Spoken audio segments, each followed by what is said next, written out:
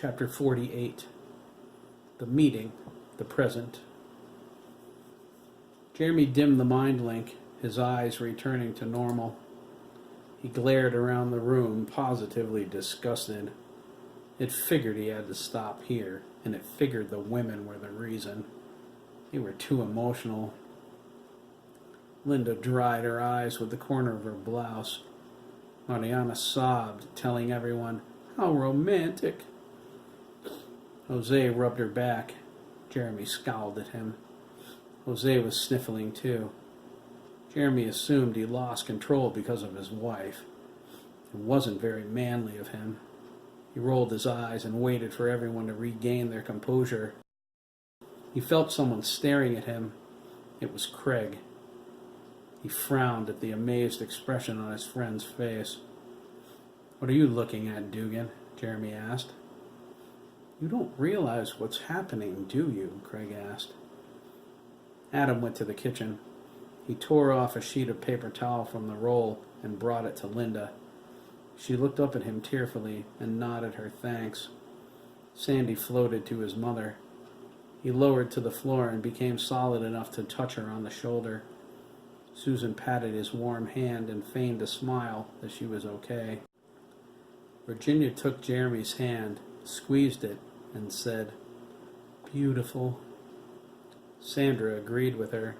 She glanced up at Mike for validation, but her husband wasn't looking at her. He was staring at his father's ghost as Wade floated over by Giuseppe. His eyes went from Wade to Giuseppe and back again.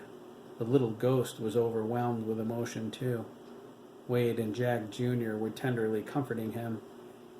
Although unable to join the mind link, the spirits read minds as easily as Jeremy and Esmeralda. They saw everything Jeremy projected. Jeremy replied to Craig's question with a question of his own. "What do you mean, Craig?" "You're feeling, I don't know, disgusted, right?" Jeremy grumbled. "Emotionalism bugs me." He looked at Craig angrily. "So? What about it?" "Since when?" Virginia asked. She looked at her son confused. This wasn't like him. "Those aren't your feelings, Jeremy," Craig said. He pointed at Lyle. "They're his." Lyle glared at Craig. "What about me, Dugan?" he asked. Jeremy opened his mouth to protest, but then he closed it. He searched his heart, found the sympathy he really felt, and blocked out Lyle's powerful emotions. He dropped his hands into his lap. "Wow," he said, stunned. "You're right. I was drowning in Lyle." "Do you understand how dangerous that is?" Esmeralda asked. Her voice drew everyone's attention. "That is the greatest threat a telepath faces. Losing yourself in another person's feelings," Mickey nodded. "I have the same problem with spirits. Some ghosts are pretty mad. If I'm not careful, I can lose myself in their rage." Jeremy frowned. "This is hard," he remarked. He put his hand on Craig's shoulder. "I'm glad you're here to catch me." "You should be, son," old Ted said. He cleared his throat, his baritone voice speaking sharply. "I've seen what happens when there ain't no one to help you keep your feet on the ground." "Miss Adler?" Chris asked. Old Ted nodded. "Yeah," he replied. "Margaret had a tough time of it." "How much do you know about her, Ted?" Mike asked. Old Ted looked at him blankly. "I know everything, Mike," he said. There was a deep sadness in his dark eyes.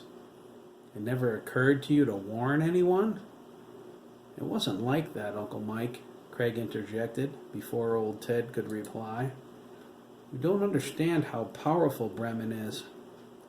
"Old Ted couldn't say anything about her, Mike," Jeremy said.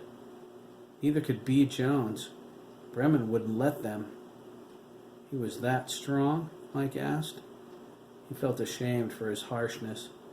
"Sorry, old man. This is just overwhelming." "He is that strong, Mike," old Ted corrected.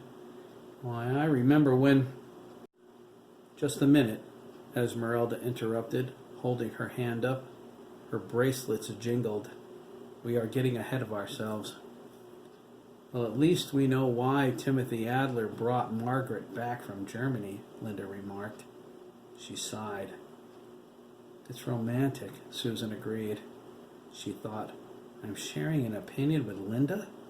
Christ, what's the world coming to?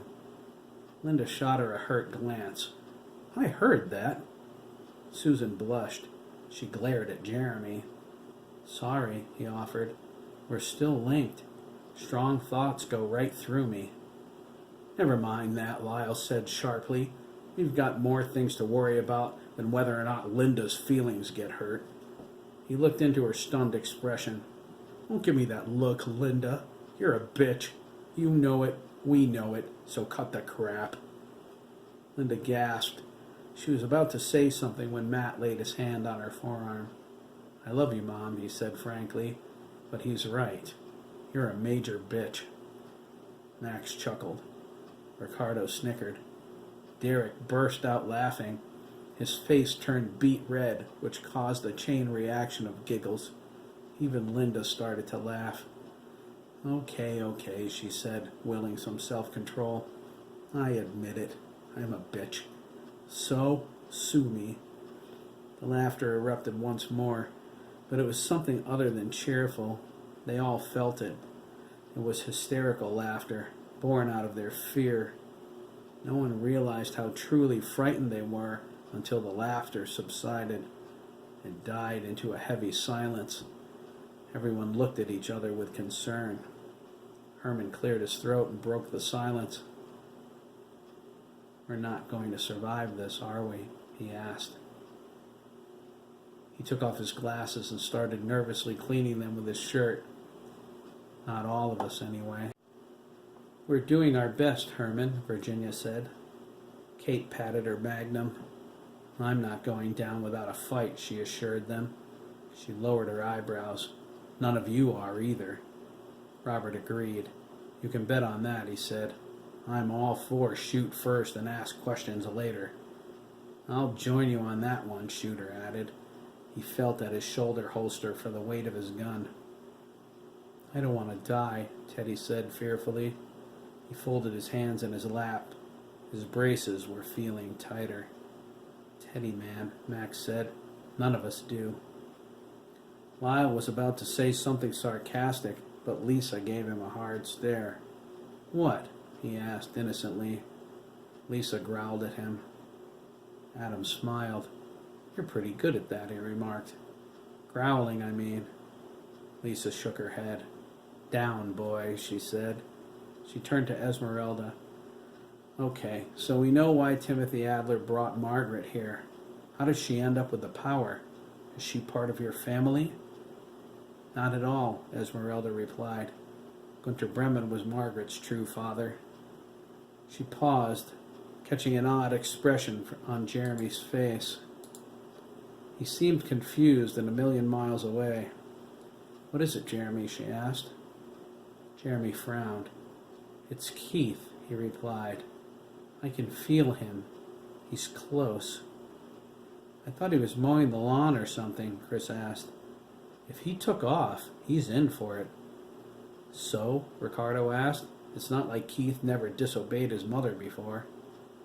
He's stoned, Jeremy said. He didn't care if he was violating a confidence to the parents in the room. It was a stupid time for Keith to get high. His brow furrowed. I felt it when I tried to scan him. He looked at Esmeralda. It's weird. It's like he's asleep or something. Esmeralda closed her eyes and reached out with her thoughts. They touched Keith as he crossed Wickett Avenue. She recoiled from the feeling of the drug. I see what you mean. I have never used drugs. They can interfere with your perceptions. Is that why it feels like he's sleeping? Craig asked. That would be my assumption, Esmeralda replied. He's not going to link with us, is he? Derek angrily asked. I hate what getting high feels like.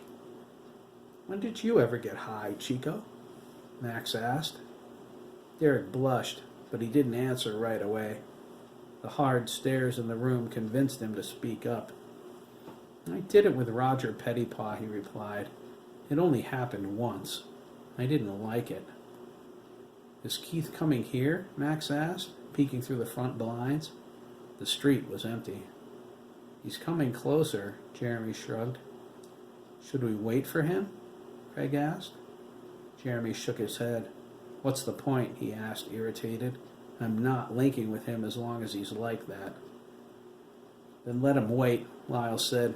I want to know what happens next. Isn't it obvious? Susan asked.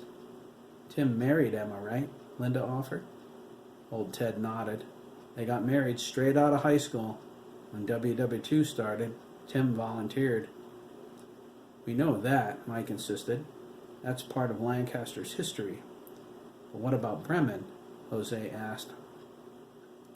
Esmeralda said, he did what his father expected. He became a doctor. Yes, but how did he get involved in all of this? Sandra asked, holding Mike's hand. I'll show you, Jeremy said, his eyes burning with his power.